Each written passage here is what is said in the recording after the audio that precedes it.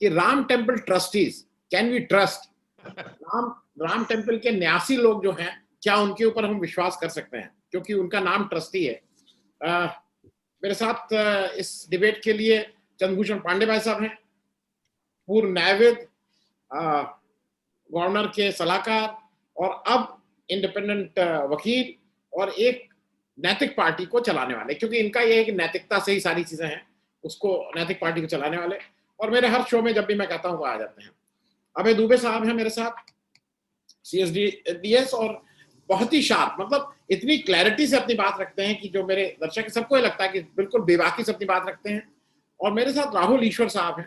राहुल ईश्वर साहब हिंदू, मैंने बहुत सी इनकी वो देखे हैं, और हिंदू धर्म की व्याख्या जैसे करते हैं उनसे मैं 80% तक सहमत रहता हूं। मेरा 10-20% का एरिया, भाई हम सब लोग मनुष्य हैं, हम लोगों का उतना ग्रे एरिया अगर नहीं होगा तो हमारे और इनमें क्लोन ही हो जाएगा, पर मैं इनकी काफी बातों से सहमत रहता हूँ। मैं इस डिबेट को, क्योंकि मैं फिर से कर दूं, आपने मालूम नहीं सुना के लिए, आपने देख लिया था, Ram temple trustees, can we trust? हम लोग ट्रस्टीज की बात कर रहे हैं। अभी एक हाल में हम उसको लैंड स्कैम इसके लिए बोल रहे हैं कि वो अजीब सी चीज हुई, 2 करोड़ की, 18 मार्च को 2 करोड़ की जमीन 10 मिनट के अंदर 18.5 करोड़ में बिक गई। और फिर वहां के मेयर साहब के, मतलब नजूल के लैंड, काफी लैंड स्कैम सामने आए हैं, उसकी डिटेल्स पूरे देश को पता है। राहुल साहब, मैं आपसे एक चीज ये समझना चाहूंगा, क्या भगवान राम का नाम लगाते ही, वो कोई ट्रस्ट हो, वो कोई व्यक्ति हो, वो कोई संस्था हो, वो क्या कानून से ऊपर हो जाना चाहिए? जरूर नहीं ऊपर हो जाना चाहिए। आनंद वर्धन जी, आपका इंट्रोडक्शन के लिए बहुत बहुत शुक्रिया। इसमें 2 चीजें हैं सर। एक, भगवान श्री, आप अपने फोन को अगर हॉरिजॉन्टल कर लेंगे तो आपका फ्रेम बेटर आएगा। Yes yes yes. भगवान श्री राम एक स्पिरिचुअल सिंबल है और एक सोशियो पॉलिटिकल सिंबल भी है। हमारे राष्ट्रपिता महात्मा गांधी ने बहुत पॉजिटिव तरीका से इस सोशियो पॉलिटिकल सिंबल का इस्तेमाल किया। उन्होंने हमारा रघुपति राघव राजाराम, जो मेरा डायलर टोन भी है, वो रघुपति राघव राजाराम से ईश्वर अल्लाह तेरो नाम एक लाइन भी ऐड किया, क्योंकि वो बहुत प्लूरलिस्ट थे, बहुत हार्मनी बिल्ड करने वाले थे। सो राम का एक बहुत बड़ा सोशियो कल्चरल अपील है, सिर्फ इंडिया में भी नहीं, मुस्लिम मेजॉरिटी इंडोनेशिया में भी श्री राम का बहुत आदर होता है। श्री राम एक बहुत बड़ा कल्चरल सिंबल है, वहां भी रामायण है। इसीलिए 2 चीजें हैं यहाँ हमारे यहाँ एक लेफ्ट लिबरल सेक्शन है, एक राइट नेशनलिस्टिक सेक्शन है, जो अपने आप को नेशनलिस्ट कहते हैं। ये है हमारा स्पेक्ट्रम। यूएस में हमें कई ये रिपब्लिकन या डेमोक्रेट्स नजर आते हैं। रिपब्लिकन जो राइट लीनिंग है, डेमोक्रेटिक और लेफ्ट लिबरल लीनिंग है। यहाँ का राइट हमेशा श्री राम का एक face socio political and cultural context में जरूर पोजीशन करता है। I will never use the word use, position कर देता है। हमारा लेफ्ट लीनिंग लोग है जो हमेशा कहता है कि हम रिलीजन को या धर्म को पॉलिटिकल या कल्चरल स्पेस से, पॉलिटिकल स्पेस से नहीं लेना चाहिए, सिर्फ कल्चरल होना चाहिए। यहाँ के राम मंदिर ट्रस्टी, या वो डिबेट चल रहा है, वो टेक्निकलिटी है, कोर्ट स्थापित करने दीजिए, मगर मेरा सिर्फ एक रिक्वेस्ट है, हम एक हार्ड फॉट कंसेंसस पर आया है। सुप्रीम कोर्ट ने भी 5 धर्म के जज को लगाकर एक वेल थॉट आउट कंसेंसस के लिए आया है। इसीलिए किसी भी कंट्रोवर्सी उसी चीज के ऊपर दुर्भाग्यपूर्ण होगा, क्योंकि सुप्रीम कोर्ट ने बहुत चिंतन रखे। सुप्रीम कोर्ट ने एक कंसेंसस पे आया, 5 एकड़ हमारा मुसलमान भाइयों को दिया, वो धन्यपुर मोस्क के लिए। और सुप्रीम कोर्ट ने बहुत शानदार तरीके से यह भी कहा कि कोई डिस्ट्रक्शन नहीं हुआ, वहां का मंदिर का तोड़फोड़ करके नहीं आया। सुप्रीम कोर्ट ने बैलेंस किया। To be honest, Supreme Court ने एक जुडिशियल स्टेटमैनशिप करके बैलेंस किया। इसीलिए वो एक बहुत कंटेंशियस और कंट्रोवर्शियल इशू है। जो कहीं भी कंट्रोवर्सी उसके arising out of it should not be there. वो राम जन्मभूमि का राम मंदिर और धन्यपुर मोस्क, दोनों के लिए हमें सपोर्ट कर देना चाहिए और कोई भी कंट्रोवर्सी नहीं होना चाहिए। नहीं, मैं इसी बात को आगे बढ़ाऊंगा। अभय दुबे साहब, आपके पास आ रहा हूं।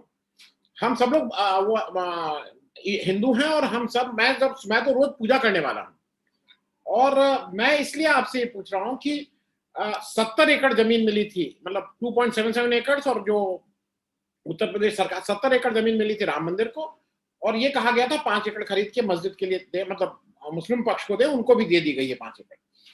लेकिन अगर उसमें कोई ऐसी चीज हो रही जिसमें लग रहा है कि लैंड को लेके कुछ ऊपर नीचे हुआ है, तो एक जनरल ये आ रहा है कि नहीं, इस पे बात मत करो, इस पे बात मत करो। और हम उस परंपरा के आ रहे हैं जहां पे एक परंपरा में फिर हमारे उसमें तमाम लेख हैं, जहां पे जब सीता को उन्होंने छोड़ा था तो उसके ऊपर भी लोगों ने पूछा था। भगवान राम अपने उस जो उनका एक वहां पे उसका उनका एक सिटीजन था, उसकी बात को भी सिर्फ आंखों पे रखा था। और आज हमसे ये कहा जा रहा है कि नहीं नहीं नहीं, ये ट्रस्टी लोग जो हैं इनकी बात को मत करो। आपसे मैं जरा अभय दुबे साहब इसको समझना चाह रहा हूं। अब वो अनम्यूट कर लीजिएगा, अनम्यूट कर लीजिएगा, वैसा अनम्यूट कर लीजिएगा। देखिए बंधुवर, हम लोग बात करें या ना करें, इससे तो बात दबेगी नहीं, क्योंकि बात जब निकल जाती है तो वो उस तीर के समान होती है जो कमान से छूट चुका होता है। हम सब लोगों ने, हमने किसी ने ये भंडाफोड़ नहीं किया है, हमें तो इसके बारे में पता ही नहीं था। ये तो अखबारों के जरिए, राजनीतिक दलों के जरिए सामने आया है, एक से अधिक राजनीतिक दलों ने इस बात को सामने रखा है। तो अब उसके साथ जो जुड़े हुए सवाल हैं, उन सवालों की तरफ से हम अपने कान तो नहीं बंद कर सकते। हम अपने दिमाग के ऊपर ऐसा कोई भी, अपने दिमाग में ऐसा कोई इंजेक्शन नहीं लगा सकते कि इस सवाल पे हमारे दिमाग में कोई विचार ही ना आए। ये कैसे हो सकता है? मैं मुख्य तौर पे एक राजनीतिक समीक्षक हूं, मुझे कानून की ज्यादा जानकारी नहीं होती है, मुझे धर्म की जानकारी भी कोई खास नहीं है। कोशिश करता हूं उसे समझने की, लेकिन शायद मैं उसमें अधिकारपूर्वक कोई बात नहीं बोल सकता। मौजूदा स्थिति यह है कि जो सार्वजनिक जीवन है, जहां पर राजनीति होती है, पब्लिक लाइफ जहां पर राजनीति होती है, वहां पर इस विवाद के कारण जो राम जन्मभूमि ट्रस्ट है उसको कोई नेकनामी नहीं प्राप्त हुई है। अगर कोई व्यक्ति ये कहता है कि उससे राम जन्मभूमि ट्रस्ट को के ऊपर कोई फर्क नहीं पड़ता, तो वो ये बात कह सकता है कि वो सत्ता उनके साथ में है, लेकिन सत्ता हमेशा उनके साथ नहीं रहेगी। मतलब ऐसी कोई भी सत्ता नहीं है जो हमेशा हमेशा के लिए बनी हुई हो। तो कभी ऐसी सत्ता आएगी जो कि राम जन्मभूमि ट्रस्ट के साथ नहीं होगी, तब फिर वो इस समस्या को सामने लाएगी। तो इससे बेहतर यह है कि बाद में इसका भंडा फूटे। नरेंद्र मोदी और उनकी सरकार को, उत्तर प्रदेश की सरकार को और उन तमाम लोगों को जो कि राम जन्मभूमि ट्रस्ट को चला रहे हैं, उनको चाहिए कि इस मसले को साफ तौर पर पारदर्शी तरीके से जनता के सामने रखें। मेरी दिलचस्पी केवल इसमें है, मेरी दिलचस्पी विवाद को आगे बढ़ाने में नहीं है, मेरी दिलचस्पी राम जन्मभूमि ट्रस्ट को बदनाम करने में नहीं है, मेरी दिलचस्पी कोई भारतीय जनता पार्टी के खिलाफ कोई वक्तव्य देने में नहीं है। ये इसमें मेरी कोई रुचि नहीं है, इस कम से कम इस मुद्दे के ऊपर। मेरा मानना यह है कि ये एक ऐसा घोटाला है जो कि दस्तावेजों के साथ सामने रखा गया है। इसके बारे में यह नहीं कहा जा सकता कि हम इसका जवाब नहीं देंगे। इसका जो जवाब दिया गया है वो जवाब पहली नजर में ही सुनने में अपर्याप्त लगता है, नाकाफी लगता है। वो जवाब यकीन नहीं दिलाता कि ये बात बिल्कुल सही है, वो शक और ज्यादा पैदा करता है। तो मेरा तो इसमें उन लोगों से सीधा सीधा, मैं और एक और बात जानना चाहता हूं कि ये भूमि का सौदा हुआ और भूमि का सौदा कुछ अजीब तरीके से हुआ, तो जाहिर है कि इसके दस्तावेज बहुत सावधानी से किसी सुरक्षित जगह पर रखे गए होंगे। मैं आपसे भी जानना चाहता हूं और अपने दूसरे साथियों से भी जानना चाहता हूं कि ये दस्तावेज लीक कैसे हुए। इसका सीधा मतलब यह है कि कुछ न कुछ राम जन्मभूमि ट्रस्ट के भीतर की शक्तियों ने ये दस्तावेज लीक किए। इसका दूसरा मतलब यह है कि राम जन्मभूमि ट्रस्ट के भीतर ही सौदे के प्रति पूरी तरीके से कंसेंसस, सहमति या मतैक्य नहीं है। उसके भीतर भी ऐसी शक्तियां हैं जो इससे असहमत हैं। और जितनी फुर्ती और तेजी के साथ में मुख्यमंत्री योगी आदित्यनाथ ने उस महिला के आरोप पर जांच बैठाई है, उससे मुझे लगता है कि उत्तर प्रदेश की मौजूदा सरकार और कम से कम उसके मुख्यमंत्री इस ट्रस्ट की गतिविधियों से प्रसन्न नहीं है। और हम जानते हैं कि गोरखनाथ पीठ का राम जन्मभूमि आंदोलन से क्या संबंध है, महंत दिग्विजयनाथ का उनके साथ क्या संबंध था, महंत अवैधनाथ का उनके साथ क्या संबंध था। वो तो अगर पूरी की पूरी उत्तर प्रदेश की गद्दी ही गोरखपीठ को न दे दी गई होती तो आज गोरखपीठ के नुमाइंदे के तौर पर योगी आदित्यनाथ कोई और भाषा बोल रहे होते। तो देखिए, ये इस घोटाले की वजह से ये पूरा ट्रस्ट जो है वो विश्वास की कमी का शिकार हो गया है। मैं ये भी मानता हूं कि राम जन्मभूमि के नाम पर जितना चंदा वसूला गया है, अभी से नहीं, 1990 के दशक से मैं कह रहा हूं, तो राम जन्मभूमि आंदोलन शुरू हुआ था, उसका ठीक ठीक हिसाब कभी भी नहीं दिया गया। उस पर हमेशा इनकम टैक्स की तलवार लटकती रही। टीवी के ऊपर, अखबारों में, दूसरी जगहों पर एक इनकम टैक्स अफसर होते थे विश्वबंधु गुप्ता, वो लगातार सवाल उठाते रहे। उनके सवाल कितने सही थे कितने गलत थे मुझे नहीं पता, लेकिन लगातार वो सवाल सार्वजनिक जीवन में रहे और उन सवालों का सही सही जवाब अशोक सिंघल जी ने और उसके बाद उनके उत्तराधिकारियों ने नहीं दिया। मेरा कहना है कि जनता ने पैसा दिया है, श्रद्धालुओं ने पैसा दिया है, दूध का दूध पानी का पानी होना चाहिए, हिसाब साफ तौर पे सबके सामने रखा जाना चाहिए। उसको छुपाने का, उससे कतराने का और इधर उधर की बातें करने का, श्रद्धा के नाम पर, विश्वास के नाम पर उस मामले को दबाने की कोशिश नहीं होनी चाहिए। जिन लोगों ने पैसा दिया है वो श्रद्धा और विश्वास के खातिर पैसा दिया है उन्हें।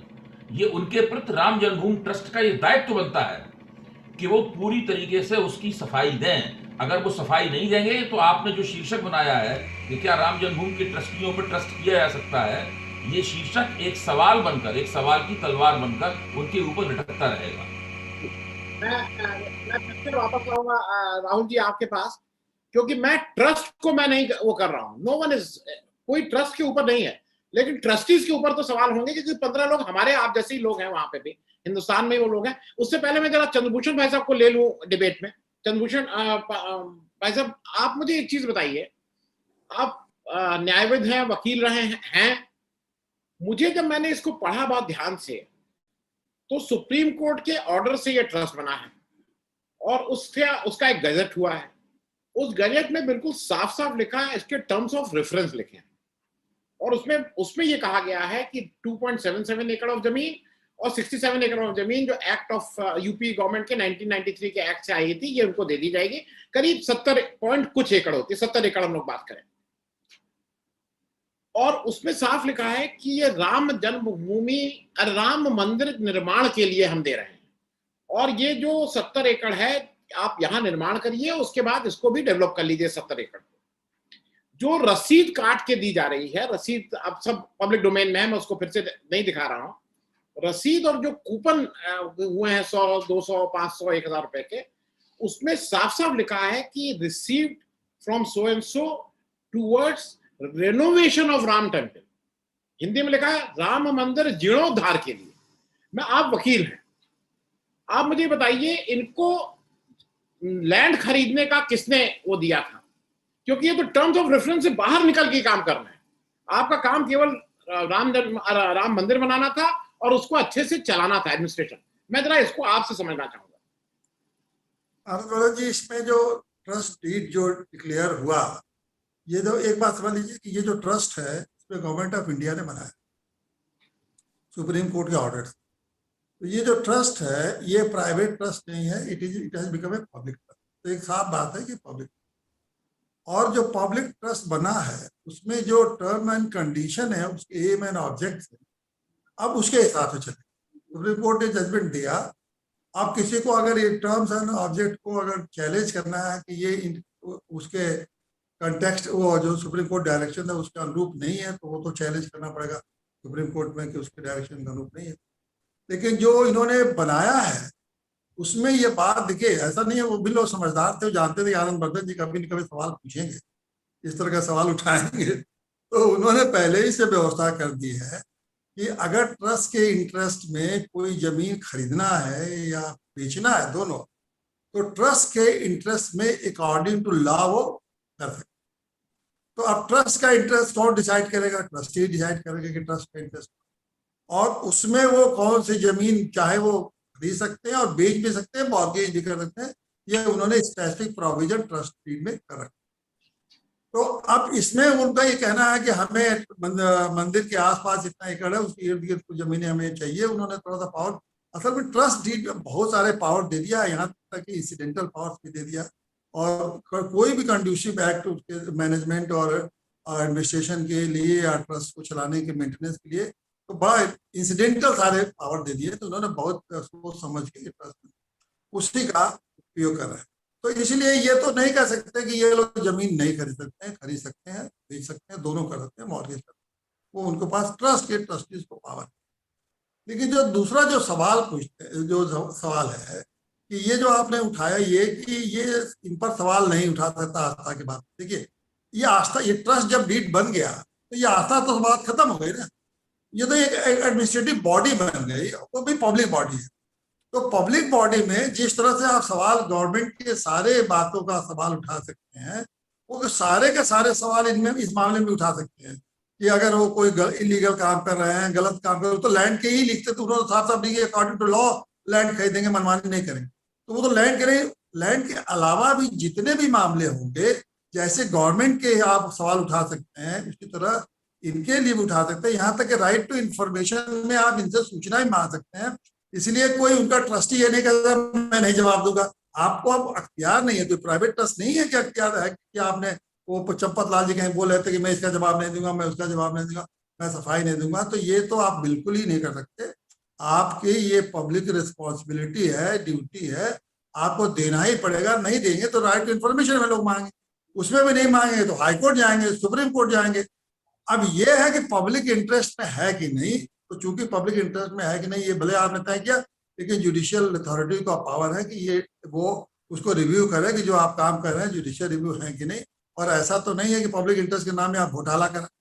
तो अब 2 करोड़ का प्रॉपर्टी 18 करोड़ में अगर ली गई है, तो कोई भी आम आदमी में सवाल उठा सकता है। सही है, ठीक है, आपने उसके परिस्थितियां आप एक्सप्लेन कर सकते हैं, उसमें कोई बात नहीं है, आप रीजन और जस्टिफिकेशन दे सकते हैं। लेकिन सवाल उठाने का तो राइट सबको है। जो सवाल उठाया है तो फेयरनेस यही डिमांड करता है कि जब भी कोई सवाल उठाए तो कम से कम मिनिमम प्रिलिमिनरी जांच तो करना ही चाहिए था। तो इसलिए इनको मिनिमम प्रिलिमिनरी जांच करना चाहिए कि मैं कराऊंगा, आपने सवाल उठाया तो इसकी मैं जांच कराऊंगा और उसके रीजन भी बताऊंगा कि क्यों ऐसा हुआ। अगर लेकिन ये कह के बच नहीं सकते कि मैंने कोई जवाब दूंगा, मैं कुछ नहीं करूंगा। ये आस्था का सवाल, आस्था का तो कोई सवाल अब रह ही नहीं गया ट्रस्ट के लिए। हाँ, भगवान जैसे आपने खुद ही कहा कि ट्रस्ट की बात पर तो अकाउंटेबल है, भगवान राम नहीं अकाउंटेबल है, भगवान राम और मंदिर नहीं अकाउंटेबल। लेकिन ट्रस्टी तो एक एक ट्रस्टी और एक एक उसके एक्ट अकाउंटेबल है, उसको जवाब देना पड़ेगा। जी, मैं राहुल जी आपसे एक चीज समझना चाहूंगा। देखिए, मैं जिस ट्रेनिंग में हम लोग बड़े हुए, उसमें अगर कोई गेरुआ पहना है तो उसके सामने प्रणाम करने की आदत है। अगर कोई खड़ाऊ पहन के आ रहा है तो हमारा वो ट्रेनिंग ये है कि आज भी हम उसको प्रणाम करेंगे। और मुझे अब उनको रामदेव जी से मुझे, अब मैं उनको स्वामी रामदेव नहीं बोलता हूँ, मुझे सिर्फ एक शिकायत यह है कि आप जब उसको बिजनेस मॉडल में चेंज कर रहे थे तो आपको फिर गेरुआ नहीं पहनना चाहिए था। आपको गेरुआ से आप हिंदुत्व को मत बेचिए भाई, Hindutva is not for sale. क्योंकि वो आप जब गेरुआ पहन के बेचते हैं तो कहीं ना कहीं मुझे लगता है वो हिंदुत्व बिक रहा है, ऐसा मुझे लगता है। मैं इसमें इसलिए आपसे कह रहा हूँ, मैंने जब इसका टाइटल रखा तो मैंने बहुत जानबूझ के ट्रस्टी रखा। मुझे था कि मैं ट्रस्टीज को वो कर रहा हूँ। क्योंकि अगर मान लीजिए मैं आप कह रहे हैं ना कि इसको नहीं उठाना चाहिए, अगर नहीं उठाएंगे तो आसाराम बापू कभी भी जेल के पीछे नहीं रहते। हिंदू धर्म के बड़े वो थे। और आज जो फ्रंटलाइन जितने इस समय भाजपा के नेता हैं, सब उनके दरबार में जाके प्रणाम करते थे, सबकी फोटो है। राम रहीम साहब बड़े वो थे। तो अगर ये सवाल उठाने का भी हमें हक नहीं रहेगा क्योंकि वो आस्था और हिंदू धर्म का है, तो ये सारे लोग जेल के पीछे नहीं जाते। तो उस रेफरेंस में मैं आपसे पूछ रहा हूँ कि भाई ट्रांसपेरेंसी होनी चाहिए, इसमें आप जांच करवा दीजिए। और जांच जो भी आपको लगता है कि इस बॉडी से जो भी आप रिटायर्ड जज से या जो भी हो, लेकिन कहीं ना कहीं जांच तो हो जानी चाहिए। राहुल आनंद जी, इसमें 2 बातें हैं। मैं एक ऑनेस्टली कहता हूं, मैं एक राइट लीनिंग व्यक्ति हूं। मैं मोदी जी का एक एडमायर हूं, मैं एक राइट लीनिंग व्यक्ति हूं। मगर मैं भाजपा का एक लीनिंग पर्सन हूं। मगर एक राम भक्त होने के नाते बहुत ऑनेस्टली कह रहा हूं कि ये कंट्रोवर्सी नहीं होने चाहिए था, एक ड्यू डिलिजेंस होनी चाहिए था, क्योंकि ये एक डैम्पनर हुआ है। हम सब मैं केरला में हूं अभी, हम सब यहाँ राम जन्मभूमि का वो फंड रेजर के लिए कई मंदिर में गया है, कई बार भाषण दिया उसके बारे में। तो वो एक बहुत दुर्भाग्यपूर्ण, बहुत अनफॉर्चुनेट इंसिडेंट था। जो कहीं भी ट्रस्टीज हो, अथॉरिटीज हो, और ड्यू डिलिजेंस करना चाहिए था। वो एक अनडिबेटेबल बात है। जो कहीं भी अपने if you put the hands on the heart, I don't think कोई भी कह सकता है कि ये ओके है। तो आपसे सहमत हूं। दूसरी बात, या हिंदू और हिंदुत्व को हमें क्लासिफाई और डिफरेंशिएट कर देना चाहिए। मैं हिंदुत्व के खिलाफ नहीं हूं, हिंदुत्व का रेस्पेक्ट करता हूं। हिंदुत्व एक पॉलिटिकल फिलॉसफी है, जो वीर सावरकर जी का एक पॉलिटिकल एथीस्ट फिलॉसफी है, जो भी एक अहम हिस्सा है, जो भी एक रेस्पेक्टेबल हिस्सा है। मगर हिंदू धर्म स्लाइटली डिफरेंट है। इसलिए हमें क्लासिफाई कर देना चाहिए कि हिंदुत्व इज पॉलिटिकल, हिंदू धर्म इज मोर स्पिरिचुअल, और जो भी सैफरन है, सैफरन का कई शेड्स है। स्वामी विवेकानंद भी सैफरन पहनते थे, मगर स्वामी विवेकानंद गुरु जो श्री रामकृष्ण परमहंस थे वो कभी भी सैफरन नहीं पहनते। महात्मा गांधी जो सबसे बड़ा संत था वो कभी भी सैफरन का यूज नहीं करते थे। और इसी तरह डिफरेंट शेड्स है। बाबा रामदेव जी एक बहुत सक्सेसफुल, मैं मानता हूं कि एक संत है, एक बाबा है और एक स्पिरिचुअल एंटरप्रेन्योर है। मुझे शक है कि एक ये टर्म करेक्ट है क्या, स्पिरिचुअल एंटरप्रेन्योर है, जो कहीं भी हमारा योग विद्या, हमारे कल्चर, भारत का आस्था, इस सभी को पॉपुलराइज करने में बहुत बड़ा स्थान है। मैं कई नेशनल चैनल्स में भी रहा हूं ये कह के कि बाबा रामदेव जी को मैं बहुत आदर करता हूं, मगर वो एलोपैथी के खिलाफ नहीं बोलना चाहिए था, क्योंकि वो एक डिफरेंट डोमेन है, हमें सिर्फ रेस्पेक्ट कर देना चाहिए। तो मेरा सिर्फ ये सबमिशन है, हमें कई तरह के शेड्स ऑफ सैफरन है, हमारे देश में कई तरह की शेड्स ऑफ सैफरन है। इस सैफरन के पीछे मोनोलिथिक नहीं है, ये इस्लाम इज और Christianity is slightly more monolithic. हमारा हिंदू धर्म में कई सारे पंथ है, एक पंथ के अंदर कई सारे व्यक्ति है, इसके अंदर मैं बहुत ऑनेस्ट तरीके से कहता हूं कई सारे पावर स्ट्रगल है, क्योंकि मैं भी एक मंदिर के ऑन बिहाफ सुप्रीम कोर्ट में केस लड़ा हूं, हमारे पॉजिटिव वर्डिक्ट हुआ। तो इसके अंदर कई सारे पावर स्ट्रगल्स है, कई सारे स्पेस के लिए फाइट है। हमें एक वर्टिकल स्ट्रक्चर नहीं है, एक ट्रायंगुलर वर्टिकल स्ट्रक्चर नहीं है, बहुत हॉरिजॉन्टल है, इसीलिए कई तरह के शेड्स है। मगर एक बात जो आपने सही कहा कि हमारा भी कैंपेन यही था, मैं शबरीमला मंदिर का एक प्रवर्तक भी हूं, इसलिए हम सबने कहा कि शबरीमला मंदिर और सारे मंदिर राइट टू इंफॉर्मेशन के अंडर होना चाहिए। मैं चंद्रा भूषण पांडे जी से सुना रहा था, पांडे जी जैसे कहा कि राइट टू इंफॉर्मेशन ये मस्ट है, क्योंकि हमारे तरफ के एक ट्रांसपेरेंसी का बहुत बड़ा प्रॉब्लम है। मैं बहुत ऑनेस्ट तरीके कह सकता हूं, कई भी मंदिर में मैं एक मंदिर के ऑन बिहाफ कई सारे केस लड़ा है, मगर ट्रांसपेरेंसी का एक प्रॉब्लम है। मगर सिर्फ एक दरख्वास्त है, इसे क्रिटिसाइज करने में या ब्लेम करने में, किसी को दोषी कहने में, इस पर कोई मेरिट नहीं होगा। इसके who is responsible? Anand Vardhan Singh ji भी रेस्पॉन्सिबल है, राहुल ईश्वर भी रेस्पॉन्सिबल है, अभय दुबे जी भी रेस्पॉन्सिबल है, चंद्रभूषण पांडे जी भी रेस्पॉन्सिबल है। इसीलिए हमें रेस्पॉन्सिबिलिटी उठाकर चेंज कर देना चाहिए। वो ब्लेमिंग का एटीट्यूड हमारा हिंदू धर्म के अंदर नहीं चलेगा, क्योंकि कई सारे it will open a Pandora's box. So सिर्फ यही सबमिशन है, जो हुआ अनफॉर्चुनेट हुआ, जरूर सवाल उठाएंगे, कोर्ट में कई लोग जाएंगे, सुप्रीम कोर्ट का मॉनिटरिंग होगा, आरटीए जैसे कोई तो आंसर देना होगा, मगर ब्लेम के खिलाफ, ब्लेम के बजाय हमें करेक्शन और रिफॉर्मेशन कोर्स लेना चाहिए। मैं, क्योंकि हम सब लोगों को हिंदू होने पे गर्व है, मैं बिल्कुल ये बात कर दूं, और जब राम मंदिर बनेगा तो हम सब लोग जाके वहां प्रणाम करेंगे। भाई अबे दुबे साहब, मैं फिर आपके पास आ रहा हूं, क्योंकि इसका एक कोर्ट में चंद्रभूषण पांडे कहेंगे एक सर्कमस्टेंशियल एविडेंस होता है कि वहां पे ऐसा लगता है कि वो ये जब से खींचतान शुरू हुई योगी जी और मोदी जी की, और इनको बुलाया गया, अपने पहले वहां से लोग आए, ओसवले साहब आए, फिर वहां के बीएल संतोष जी आए, आप अगर देखिए तो उसी समय का ये, उसी के आसपास ये केस हो रहा है। और ये भी तय चीज है कि इस ट्रस्ट में दो लोग इस ट्रस्ट को मूल रूप से ड्राइव कर रहे हैं 15 ट्रस्टी। एक हमारे नृपेंद्र मिश्र साहब, हालांकि ये भी एक आयरनी है कि नृपेंद्र मिश्र साहब मुलायम सिंह यादव जी के चीफ सेक्रेटरी थे जब वो गोली चली थी, जो कार सेवकों की सो कॉल्ड गोली चली थी, लेकिन आज वो इस मंदिर को बनाने के नंबर 1 सबसे खास आदमी है। और दूसरे ये चंपत राय जी, ये दो लोग हैं, और ये दोनों लोग ऐसा कहा जाता है कि हमारे प्राइम मिनिस्टर के बहुत क्लोज कॉन्फिडेंट के आदमी है। हो सकता है उन्होंने इसीलिए रखा हो कि कॉन्फिडेंट क्या है तो अच्छे से बनेगा, उनकी नीयत यही रही, मैं इसमें कहीं कोई डाउट नहीं करता। एक तो चंपत राय बंसल जी हैं, ये मुझे नहीं मालूम था, बंसल जी हैं, इनफैक्ट हम चंपत राय समझते तो बंसल जी हैं। तो ये खींचतान शुरू हुई, मुझे ऐसा लगता है कि हो सकता है कि जैसे कुछ लोग कहना है योगी जी ने पीछे, योगी जी अपने हाथ से थोड़ी देंगे। अरे वो सारे लोग, जैसा आपने कहा, वो डॉक्यूमेंट्स कहीं ना कहीं उपलब्ध कराया जाने लगा, और वो बिल्कुल सीक्वेंसली उपलब्ध हो रहा है, मैं उसमें भी कहीं कोई दो राय नहीं है। सारा अगर ये रात में लोग ने कहना शुरू किया 7 बजे नहीं हो सकता है, 7 बजे नहीं हो सकता है, एविडेंस आ गया, फिर कहना शुरू किया ये नहीं हो सकता है, उसका मतलब एक के बाद एक डॉक्यूमेंट्स आते जा रहे हैं, और अगर जांच होगी तो मेरे ख्याल में और डॉक्यूमेंट्स आएंगे। इस पे आपको क्या लगता है, ये बेसिकली पॉलिटिकल खींचतान का नतीजा है? अबे दुबे साहब अनम्यूट कर लीजिएगा, भाई साहब अनम्यूट कर लीजिएगा। राहुल जी ने जो कहा है उसकी स्पिरिट से मैं पूरी तरह सहमत हूँ। मैं मानता हूँ कि उन्होंने उसकी अब सब दिक्कत की बात क्या है कि हिंदुस्तान में सब कुछ राजनीति के जरिए संसाधित होता है, हर चीज पॉलिटिक्स के जरिए प्रोसेस होती है। तो प्रोफेसर रजनी कोठारी की किताब है पॉलिटिक्स इन इंडिया, जो उन्होंने 1969 में लिखी थी, जो बिल्कुल हेरल्ड लास्की इस तरह किताब लिखते थे, उस तरह उन्होंने भारत की राजनीति का मॉडल बनाया था। उस किताब की पहली लाइन है, उसकी पहली लाइन है कि एक परंपरागत समाज, एक ट्रेडिशनल सोसाइटी राजनीति के जरिए अपना मॉडर्नाइजेशन करती है, अपना आधुनिकीकरण करती है। उसकी पहली लाइन है उस पुस्तक की।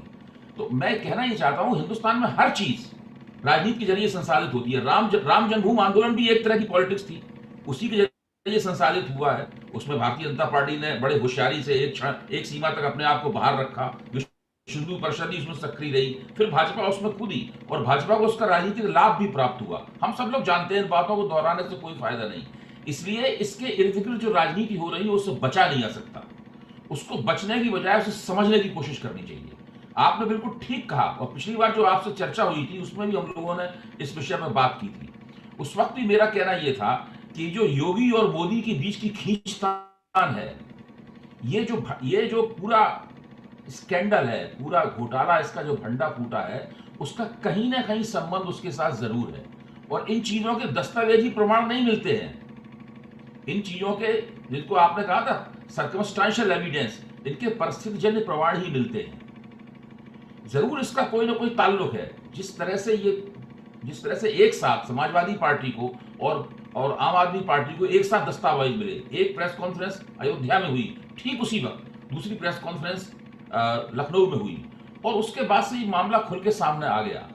अखबारों ने इसके ऊपर लिखा है, और जितनी भी बातें अखबारों में प्रकाशित हुई हैं या टीवी पे आई हैं, उससे संदेह और गहरा होता चला जाता है।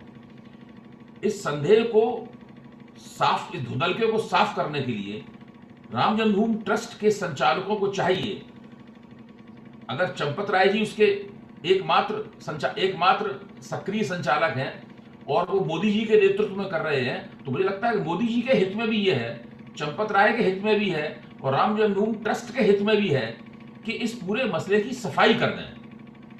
इससे पहले कि लोग सुप्रीम कोर्ट जाएं, इससे पहले कि और मामला आगे बढ़े और हंगामा हो और तरह तरह की बातें निकल के आए, स्कैंडल निकल के आए, ऐसे लोगों के नाम निकल के आए जिनका चरित्र संदिग्ध किस्म का है, जिनके खिलाफ FIR दर्ज हो चुकी है, जिनके खिलाफ इनके ऊपर मुकदमे चल रहे हैं, इन सब लोगों की भूमिका सामने आए, उससे पहले अगर वो बिल्कुल साफ मसले को कर दें तो ये बहुत ही अच्छा रहेगा। क्योंकि जब तक उत्तर प्रदेश का चुनाव जितना नजदीक आता जाएगा, उतना मेरा मानना है कि इस मसले में और भी चीजें निकलेंगी। क्योंकि जिन लोगों ने दस्तावेजों को लीक किया है वो लोग अभी मौजूद हैं, वो फिर नए दस्तावेजों को लीक करेंगे। जरूर कुछ ना कुछ अंदर घपला हो रहा है, अंदर कुछ ऐसा हो रहा है जो कि पूरी तरीके से ठीक नहीं है, पारदर्शी नहीं है। तो पारदर्शिता के लिहाज से अगर स्पष्टता कर दी जाए तो इससे सभी का भला होगा, ये बात खत्म हो जाएगी और हम सब लोग उसकी कोई चर्चा नहीं करेंगे। जी। मैं पांडे भाई साहब आपके पास फिर आ रहा हूँ, और मेरे जो दक्षिण से जितने मित्र आते थे मुझे ठीक से याद है, 92-93 के बाद उनका एक होता था कि राम जन्मभूमि जरा लेते चलो, और मैं उनको डिस्करेज इसलिए करता था, मैं कहता था क्योंकि मन दुखी हो जाएगा। इस तरह से रामलला रखे गए थे, मन दुखी होने वाली बात। वो एक टेंट में और जैसा था, आप जाइए तो आपको दुख होता वहां देख के। तो अच्छा है कि एक बड़ा मंदिर बन रहा है और हम सब लोगों की आस्था की बात। अब पांडे भाई साहब ये बताइए कि जब ट्रस्ट बना तो वहां के लोकल साधु संतों ने इस पूरी लड़ाई में जो राम जन्मभूमि की वो लड़ाई कहते हैं, उसमें उनका एक बड़ा योगदान है। क्योंकि जैसे राहुल जी ने कहा कि पूरा देश था इस आस्था के पीछे, लेकिन लोकल लेवल पे वो लोग लड़ रहे हैं। गोरखनाथ मंदिर का, हम और आप उसी क्षेत्र से आते हैं, हम लोगों के लिए बड़ा मठ है।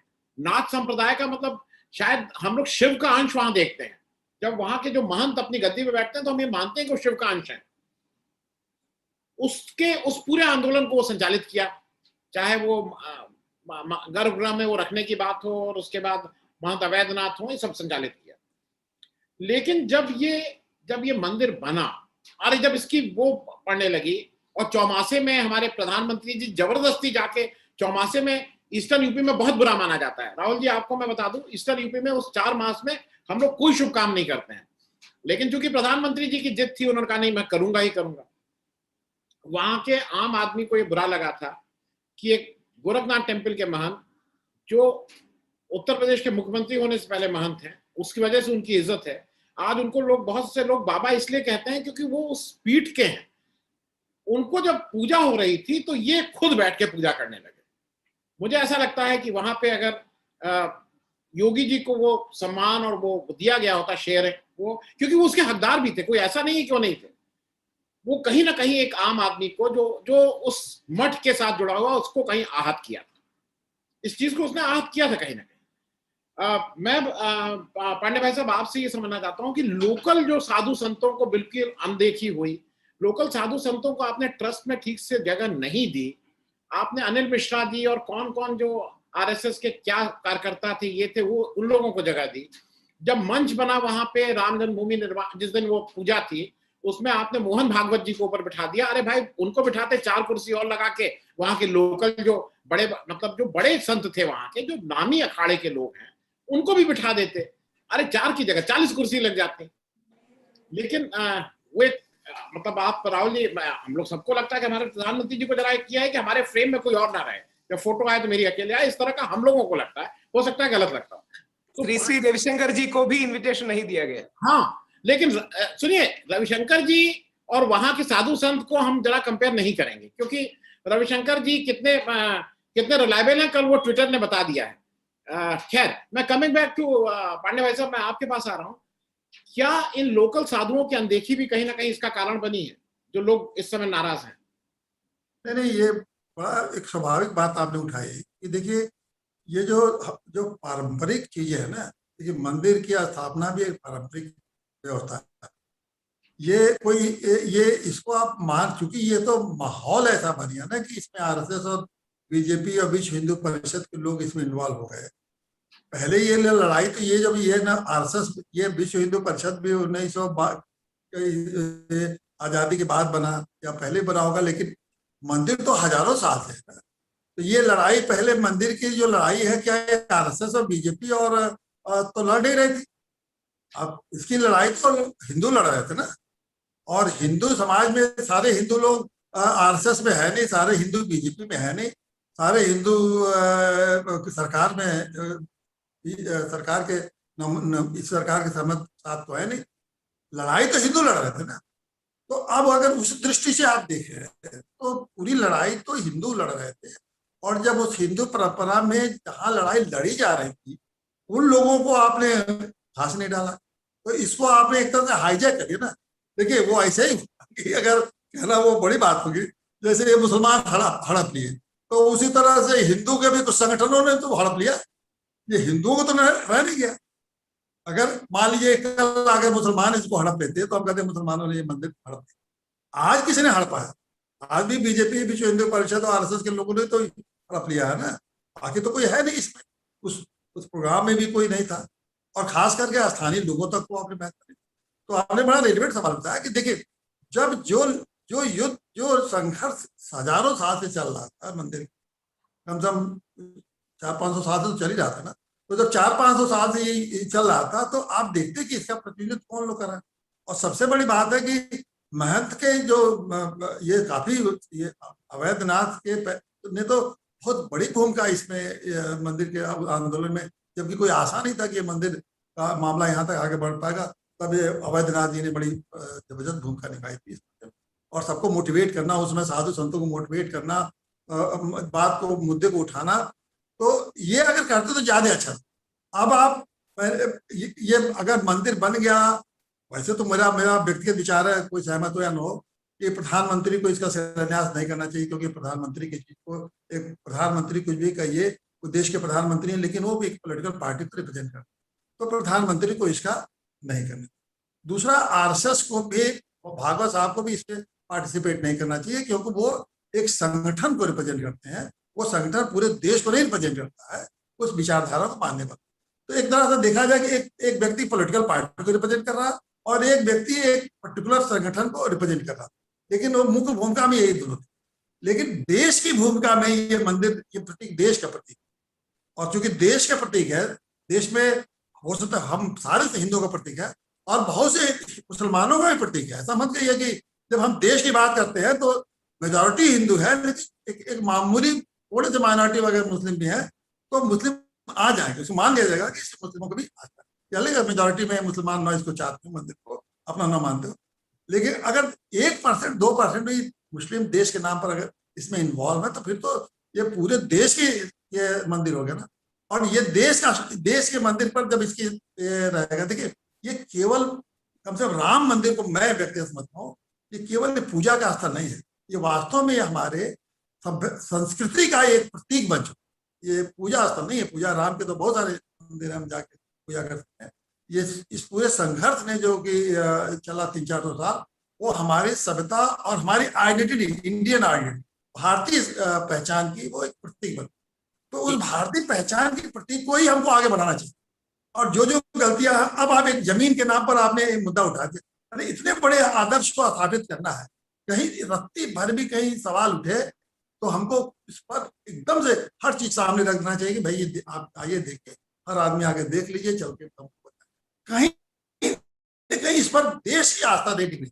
क्योंकि देश, अगर कुछ भी आपने ऐसा छोटी मोटी बात आपने में उलझ गए तो देश की आस्था का पर अगर सवाल उठेगा तो दुनिया के लोगों को मौका मिलेगा कि देखिए ये भारत के लोगों को एक मंदिर भी बिना विवाद के नहीं बनवा सकते हैं, निर्माण करें। और ये बहुत दुखदायी, बहुत तकलीफ होती और हमारी छवि बहुत खराब होती। राहुल जी, मैं इस बात को आपसे एक थोड़े आहत मन से इसलिए कह रहा हूँ कि देखिए मैं हिंदू हूँ और मैं हिंदू की बात, जब मेरे घर में सारे संस्कार होंगे, पैदा हुआ तो वो हुआ, और मरूंगा तब भी हिंदू ही अंतिम संस्कार उसी से होगा। लेकिन अभी जैसे आपने अच्छा किया जो आपने एक हिंदू और हिंदुत्व का फर्क बता दिया कि भाई वो पॉलिटिकल आइडियोलॉजी है और हिंदू है। लेकिन अभी क्या हो गया है कि ये क्लैरिटी जितनी आपको है उतनी आम नीचे डाउन द लाइन नहीं है। आम आदमी, मतलब आम जो काडर है उस तक ये बात नहीं पहुंचती है। और होता क्या है कि वो हिंदू का सर्टिफिकेट बांटने लगते हैं। और मुझे आज तक ऐसा कोई हिंदू नहीं मिला, मुझे आज तक, मेरी भी आयु है, जो इस राम जन्मभूमि पे बनने पे उसको लगता ना हो कि मुझसे भी 10 रुपया ले जाओ। हो सकता है उसकी भाई 2000 देने की हिम्मत ना हो, लेकिन 10 रुपया मुझे नहीं लगता है कि किसी के पास मैं जाऊं और वो 10 रुपया ना दे। हो सकता है 100 रुपया उसकी आमदनी उतनी नहीं हो, वो अलग बात है। हालांकि कम आमदनी वाले ज्यादा देंगे, ये जो बड़े सेठ हैं वो कम देते हैं, उनका दिल छोटा होता है, वो अलग, एक वो तो एक ह्यूमन साइकोलॉजी है। लेकिन ये जो हिंदुओं को सर्टिफिकेट देने का एक काम एक पार्टी विशेष करने लगी, एक दूसरा मुझे ऐसा लगता है कि मेरे जो जय श्री राम मेरा था वो मेरा बहुत व्यक्तिगत था, वो मेरा हिंदू होने का आइडेंटिटी थी, उसको हम वॉर क्राई की तरह यूज करने लगे। मतलब कहीं मुझे ऐसा लगता है कि वो हिंदुओं का नुकसान ज्यादा हुआ उससे, मतलब मेरे हिंदू होने का ज्यादा नुकसान हुआ। क्योंकि जय श्री राम पे मैं आपको उत्तर प्रदेश के इलेक्शंस का बता दूं, जब ये पहली बार ये वॉर क्राई आया तो जय श्री राम का जवाब किसी गाली से दूसरी पार्टी वाले देते थे, और ऐसा उसमें ज्यादा हिंदू ही होते थे विदाउट रियलाइजिंग, जैसे उधर से उन लोगों को लगता था। तो मुझे ये लगता है कि इस पे भी थोड़ा रिस्ट्रेन करने की बात होनी चाहिए कि भाई ये हिंदुओं का झगड़ा नहीं है। तो मैं इस पे जरा आपसे समझना चाहूंगा, क्योंकि हिंदू और हिंदुत्व का आपने बिल्कुल क्लियर कर दिया था। और जय श्री राम को भी मुझे लगता है कि हम सब लोगों की आस्था की बात है, इसमें कहीं कोई चर्चा होनी ही नहीं चाहिए। इसमें 3 डीप सबमिशंस है। मैं कहीं भी अंग्रेजी भी यूज करूंगा क्योंकि मैं बहुत फ्लुएंट हूं अंग्रेजी में, इसलिए I have been doing this study for the past 16 years, especially in a state like Kerala, which Abhay Dubey ji and CSDS might be knowing better. See, Kerala has 55% Hindus, 27% Muslims, and nearly 20% Christians. And there has been various doctorate theses pointing out 90% suicides happens in the 50% Hindu community. 83.7% alcoholism and drug abuse happens in the 50% Hindu community. Nearly 87% of the family breakdowns happens in the 57% Hindu community. I'm quoting government statistics and formal data statistics. This happens because just like our Christian brothers have a a Sunday morning. Muslim brothers have a Friday afternoon. We Hindu community doesn't have a Saturday satsang or a natural organic place to unite. हम लोग बात कर सकते हैं, बातचीत कर सकते हैं, डिबेट कर सके, कंसेंसस बन सके. ऐसा एक डेट और स्पेस हमारे पास नहीं है. Now there is a very bad manifestation happens. Now I come from Brahmin community. 99% of the Brahmins are good people, sadhus, great people. But next is something happened in UP which you can relate to. 2007 October 3rd, Yogi Ji's police itself arrested two Brahmin boys by the name of Ram Tiwari and Mangal of the age 23 and 21. What they did was, just before a Muharram day on October 3rd, after Gandhi Jayanti, they were cutting a gomada, a cow by themselves, and blaming it on Muslim community to start a riot. When I go to BJP stages, I tell them this. Anyway, they won't say that Yogi Ji is secular. Yogi Ji is a very proud Hindu kind of nature person. Yogi Ji's police arrested two Brahmin boys for cutting a gomada by themselves and trying to create a riot. 2018 November in Kerala, a person called Ramakrishna, his name is Ramakrishna ironically, Ramakrishna was arrested by Kerala police because he attacked and desecrated a Hindu temple in a Muslim majority district called Malappuram and was blaming and rumor spreading that Muslims were doing it. Now, this is not because of RSS or BJP. This comes from a deep spiritual vacuum. This spiritual vacuum is because just like our Christian community have a Sunday, Muslim community have a Friday, we have no organic spaces to be. This is the reason why our left liberals, I am against left liberals, that's a different thing, but I respect them. Our left liberals point out that this is the politics of otherization. This is the politics of other, creation of enemy. My only difference with our left liberal friends is this creation of enemy is not because of RSS, but because of a deep inner spiritual vacuum. If I can quote one great instance from our history with due respect to Mangal Pandey, what Mangal Pandey and his teammates did was the same thing on a different strategy. They spread the rumor that the cartridges Britishers were giving were laced with the meat of gomata or cow, and in order to instigate Muslims, they said it was also laced with the meat of pig. This happens because we Hindu community don't have a organic unity and bonding. Right now, I'm using this. आपके चर्चा में मैं एक mobile phone से हिस्सा ले रहा हूँ. This mobile phone has to be charged every day in order to use.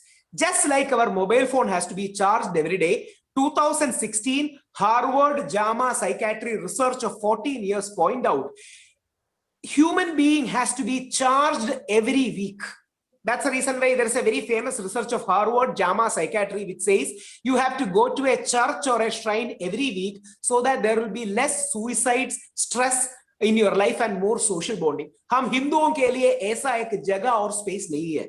And what we do is unconsciously spread Islamophobia to unite Hindus. This Islamophobia, maybe there are 1% Wahhabis who we should fight. The hardline Wahhabis are there. Everyone should fight because they are cancerous to mankind, including to our Muslim brothers. And you will be surprised to know, Anand Vardhanji, in Shabarimala, our temple, we have to ritualistically go to a mosque first before going to a temple. Inside Shabarimala holy Hindu temple, there is an Islamic shrine. Inside the temple premises, there is an Islamic shrine where there is no idol kept because for our Muslim brothers, it is shirk. This happens inside a temple. This is our great culture of pluralism, of harmony, what propounded by Mahatma Gandhi or Swami Vivekananda. But what happens is this, 99% of Brahmins are great, but this Brahminical chauvinism masks itself as ultra right-wing, Hindutva, which masks itself as nationalism. This is what is happening in India.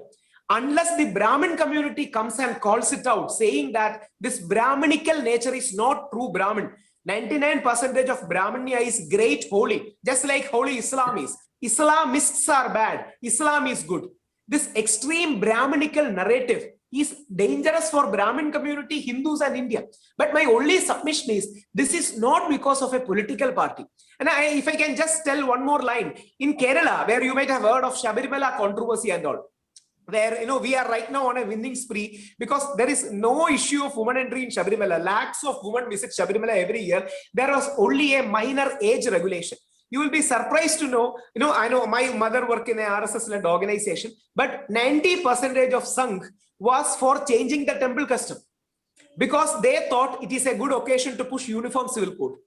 My very nice senior who I respect, who personally I know, Subramanya Swamiji, who was a law minister of India, went on record to say that Indian army should be used to change the custom inside the Hindu temple, and then we should push the uniform civil code. See, the problem is uniform civil code is a clever strategy to otherize Muslims. Create that Muslim is the other. This otherness of Muslim comes from a deep spiritual emptiness. And if I can take 30 more seconds to point out the depth of it. Now what happens? Now there is a Krishna Bhumi agitation will come. After that, there is a Kashi Mandir agitation will come. They will say Gyanvapsi mosque is there. And after that, if you just scan through Twitter, there is a list of 30,000 temples, which our friends claim, say that these 30,000 mosques were temples. Please remember, this is not regarding mosque or temple. This is only regarding creating an enemy on the other side. And whenever I'm great respect to RSS, Sangh and all these people. Whenever I go to those stages, I request them and tell them, because of Islamophobia, we lost one of the greatest Hindus ever born in this land, who was the father of our nation. Out of Islamophobia, Godse killed the greatest Hindu alive, the greatest true Ram Bhakt, the greatest true Goraksha, the true believer, the true Sanatani Hindu. The reason, my only submission, I would conclude, I'm sorry I have taken extra time, but the only submission is there is a spiritual emptiness inside Hindu community because there is no organic socio-cultural unity. There is no space to unite. There is no systematic spiritual education. There is no marital and family education like our Christian community. There is no zakat and industry loan like our Muslim brothers. There is no organic coming together. And because of this, our ultra right-wingers, I'm a right-leaning person. I have even tattooed swastika on my hand. I'm proud to be right-leaning. But our ultra right-leaning Godse-vadis wants always Muslim as the enemy. So unconsciously, we are trying to position Muslim as the enemy, energize ourselves to fight, and try to find a meaning. And last line, I cannot name that person. He's very high in political hierarchy, which everyone knows. We can take him as one of the 10 top people of the Hindu or Hindutva systems, or I should say Hindutva systems. He personally told me on a seminar in Delhi on a lighter note, ye Ram Mandir to bana hai, abhi hum kya karenge? We have created Ram Temple. Now, what to do? Because Modi ji doesn't seem to push the Krishna Janmabhoomi and Kashi agenda. Now we are left with nothing to do. So please remember, 90% if it is out of Bhakt for Ram, we should celebrate it. But if it is for otherizing Muslims, long term, it will be demeaning Hindus, demeaning Muslims, and what Allama Muhammad Iqbal calls Imam-e-Hind. So I would say there is a social power, but the spiritual element should be the base. Thank you.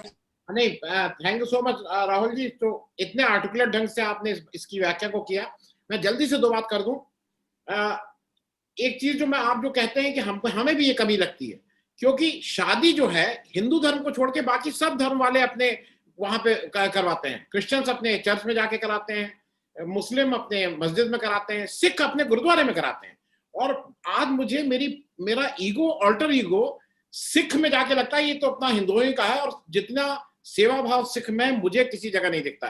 And somehow I want to relate with that. Technically speaking I am not a Sikh, पर मैं उसको extended arm of Hindu मान के सिख मान लेता हूं कि वो सिख है. मैं एक चीज और आपसे कह दूं, ये जो हम लोग का हिंदू है ना, आपने तो बात कही, ये स्पेशल दर्शन केवल हमारे यहाँ होते हैं कि पैसा दे दो और अंदर धीरे से घुस जाओ. और मैंने ये 5-7 साल 10 साल किया कि मंदिर में पंडित जी को, मेरे एक साथी थे, मंत्री जी थे, मैं नाम नहीं लेना चाहिए किसी का, उन्होंने बताया, उन्होंने कहा कुछ नहीं लाओ, अंदर जाओ और उनको मंदिर को उसको 500 रुपया दे दो सीधे, तो अंदर का प्रसाद भी ज्यादा देगा, जितना तुम बाहर से खरीदोगे उससे ज्यादा देगा, अंदर की माला भी दे देगा, और सिर पे डालने का वो भी दे देगा, नारियल भी दे देगा. तो ये हमारा Hindu, we all have grown like that. और मैं एक चीज राहुल जी आपसे, क्योंकि अभय भाई साहब आप लोग भी ये समझ लीजिए, कहीं ना कहीं ये थोड़ी ऐसी मुश्किल चीज है जो इस चैनल पे मैं फिर भी हिम्मत करके कह रहा हूं. मेरा ये जो लड़का भी आके चाय पिला रहा है, उसने खाना बनाया है, ये he is from a scheduled caste community, और ये 10-15-20 साल से मेरे ऑफिस में, मेरे घर में जो मेरा लड़की खाना बनाती है वो मुस्लिम है. लेकिन जब मैं अपने यहाँ शादी विवाह करता हूँ तो वो ब्राह्मण से करवाता हूँ। जब मेरे यहाँ पूजा होती है तो ब्राह्मण से होती है। जब मेरे यहाँ वो पूजा होती है और उसको कोई देखना चाहता है, उसका बर्तन जब धुलते हैं तो मेरी पत्नी या मेरी लड़की या मेरे घर के कोई लोग धोते हैं, तब वो मुस्लिम लड़की नहीं धोती है। उसी तरह से जब मंदिर का पूजन हुआ था तो वो किसी ब्राह्मण से ही करवाना या किसी मठ के से मान से ही करवाना, हिंदू धर्म की जो व्याख्या मैं समझता हूँ वो जरूरी था। क्योंकि जब मैं वहां आता हूं तो मैं उतना ऑर्थोडॉक्स हूं। मैं अपनी शादी, मैं जितना भी हो जाऊं, मैं किसी शेड्यूल कास्ट उससे अपनी शादी नहीं करवाऊंगा। उसके हाथ का खाऊंगा, उसके घर में जाके खाऊंगा, उसको बना के खिलाऊंगा। लेकिन जब शादी की बात होगी, संस्कार की बात होगी, तो मैं आबेद उबे भाई साहब आपके पास आ रहा हूं जल्दी से। जैसा इन्होंने कहा, राहुल जी जैसे अगर बहुत लोग मिल जाए उत्तर भारत में तो बहुत से कल्याण हो जाए। एक चीज मुझे ये बताइए कि ये इलेक्शन का मुद्दा जैसा आपने कहा है, मेरे ऑर्डर ऑफ उसमें कोरोना इस समय सबसे बड़ा उत्तर प्रदेश इलेक्शन का मुद्दा अभी लग रहा है। किसान आंदोलन एक है। आपको क्या लगता है राम मंदिर ट्रस्ट भी मुद्दा होगा? ये जो स्कैम है, लैंड स्कैम। आप म्यूट कर लीजिएगा वैसे। हाँ, देखिए, राहुल जी ने जो कहा उस पर मैं 2 लाइनें कहूंगा। I have never listen to him, the first time I am listening to Rahul Ishwar and it's a revelation for me, so thank you for that. उन्होंने जो बात कही कि स्पिरिचुअल वैक्यूम की, वो सोचने लायक बात है। उसके ऊपर गौर करना चाहिए और सब लोगों को ध्यान लगाना चाहिए उसके ऊपर। लेकिन जहां तक ये सवाल है, क्या हम हिंदू धर्म का या सनातन धर्म का कोई सेमेटिक एडिशन तैयार करना चाहते हैं? क्या हम हिंदुओं का कोई सेमेटाइजेशन करना चाहते हैं, स्यामीकरण करना चाहते हैं? यहां पर थोड़ा सा मेरा मतभेद है। मेरा कहना है कि हिंदू दूसरे धर्मों से विशिष्ट है। जिस विशिष्टता की बड़ी अच्छी व्याख्या इससे पहले राहुल जी ने खुद ही की थी, अलग है, वो इसलिए है क्योंकि हम लोग कांग्रेगेशनल नहीं है। हम लोग कांग्रेगेशनल नहीं है। हमारे ईश्वर के साथ में, अपने देवताओं के साथ में, जो कि पुराणों की देन है, या वैदिक धर्म को मानते हैं वो पुराणों को नहीं मानते, तो वो वैदिक देवताओं के साथ में या ईश्वर के साथ में हमारे जो ताल्लुकात हैं, वो ताल्लुकात हमारे निजी किस्म के ताल्लुकात हैं। उसके लिए हमें कहीं जाकर बैठने की, किसी संडे मास में भाग लेने की, या कहीं जाकर नमाज पढ़ने की, इस प्रकार की कोई आवश्यकता नहीं है। जब हम ऐसा करते हैं तो हम राष्ट्रीय स्वयंसेवक संघ ने जो रास्ता बनाया है उस रास्ते में चल पड़ते हैं। भाई, आप मुंजे पेपर्स को पढ़िए। मैंने इस क्षेत्र में कुछ अध्ययन किया है, राहुल जी ने भी जरूर इस क्षेत्र में अध्ययन किया होगा। आप मुंजे पेपर्स को पढ़िए, आप सावरकर को पढ़िए, तो वो लोग लगातार इसी प्रकार की चिंता में डूबे रहते हैं कि हिंदुओं के पास कोई बैठकर एक जगह मिलने की कोई जगह नहीं है। जैसा राहुल जी ने अभी कहा था, मुंजे ने ये शाखा जो है राष्ट्रीय स्वयंसेवक संघ की, उसका पूरा विचार मुंजे पेपर्स में दिखाई पड़ता है। उसका आधारभूत विचार, बुनियादी विचार वहां दिखाई पड़ता है, जिसमें मुंजे एक वैदिक जमाने का उल्लेख करते हुए कहते हैं कि उस वक्त इस तरह की एक जगह हुआ करती थी जब लोग उसमें बैठा करते थे, और उसी तरह की जगह होती। डॉक्टर हेडगेवार ने वहीं से उस बात को लिया। डॉक्टर हेडगेवार के मुंजे और सावरकर से बहुत से मतभेद थे, लेकिन बहुत सी बातें उन्होंने उनसे ली भी हैं, तो उन्होंने वहां से उसको लिया, और वो शाखा का जो विचार है और उसका पूरा जो ढांचा है वो हम लोगों के सामने आया। बहरहाल, ये राहुल जी से कोई मुलाकात होगी तो हम लोग इस बारे में लंबी बातचीत करेंगे। जहां तक आपने राजनीति का सवाल उठाया है, मैं ये मानता हूं, आप फिर से कहिए अपना जो पॉलिटिकल क्वेश्चन था, मैं भूल गया उसको। अब उत्तर प्रदेश का इलेक्शन सिर पे और वो दौड़ धूप हो रही है। ऐसा हम लोगों को आज की तारीख में लगता है कि कोरोना इसका इशू नंबर 1 होगा। कोरोना का रिस्क मैनेजमेंट जिसको हम बोलेंगे, क्योंकि लोगों ने अपनों को खोया है, और जो आदमी पॉजिटिव ऑफ रिस्पॉन्सिबिलिटी होता है शायद कोशिश तो होगी। मैं समझ गया। अब ध्यान आ गया आपने क्या पूछा था। देखिए, मैं बिल्कुल संक्षेप में कहूंगा। मेरा मानना है कि राम जन्मभूमि का जो मुद्दा है, ये भूमि घोटाला, ये कोई चुनावी मुद्दा बनने नहीं जा रहा है, लेकिन ये भाजपा की अंदरूनी राजनीति जो है उसमें एक मुद्दा बना रहेगा।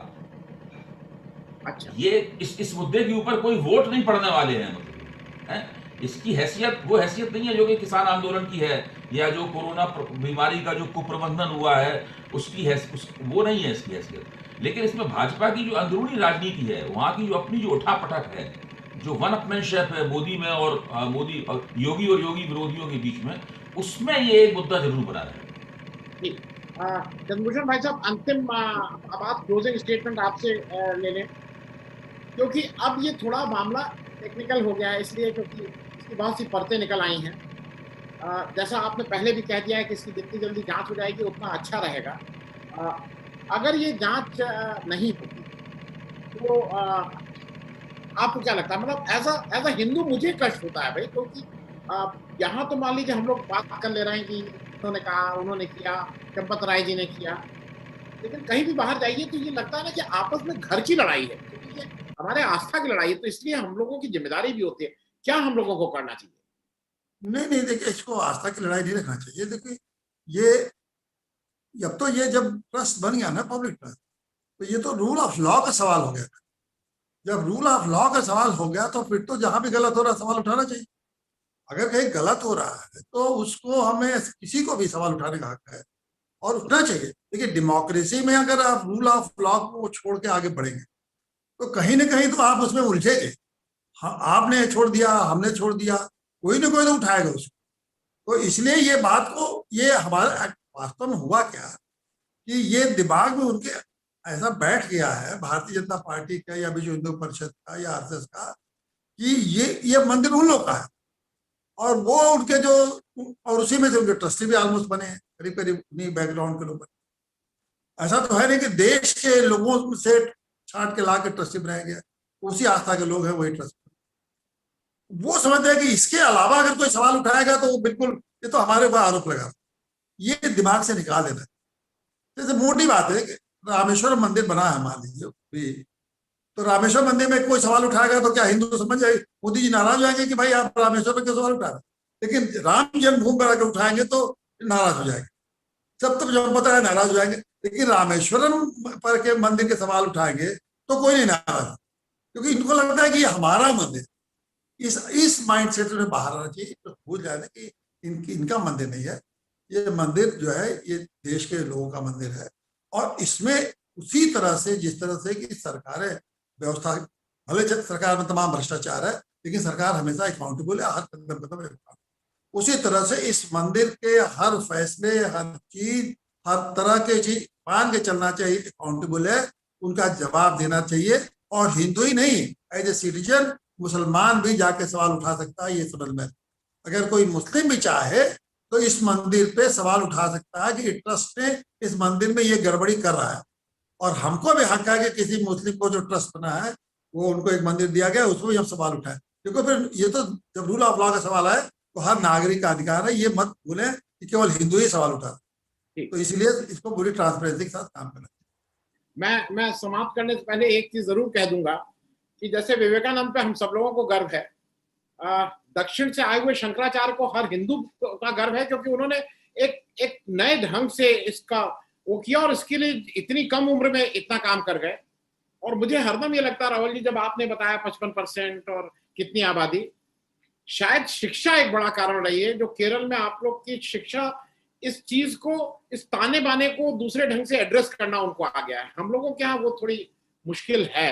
और अभी तो खैर हमारे यहाँ भी शिक्षा सब ठीक हो जाएगी, अगर मोदी जी ने सबको पास कर दिया बिना एग्जाम के, 10वीं 12वीं के सब लोग पास, और यही हाल मालूम नहीं क्या क्या पास करा देंगे।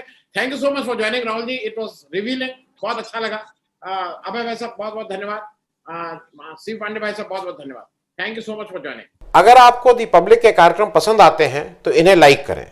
अगर आप इस वीडियो को YouTube पर देख रहे हैं तो चैनल को सब्सक्राइब करें, और अगर आप इसे Facebook पर देख रहे हैं तो दी पब्लिक के पेज को लाइक करें। अगर आप चाहते हैं कि हम निष्पक्ष पत्रकारिता को जारी रखते हुए आपसे जुड़े मुद्दों पर सवाल उठाते रहें तो हमें सहयोग करें। आपका छोटा से छोटा सहयोग भी इस मुहिम को जारी रखने में हमें ताकत देगा। डोनेट करने के लिए डिटेल्स जो हैं वो डिस्क्रिप्शन बॉक्स में दी गई हैं। धन्यवाद।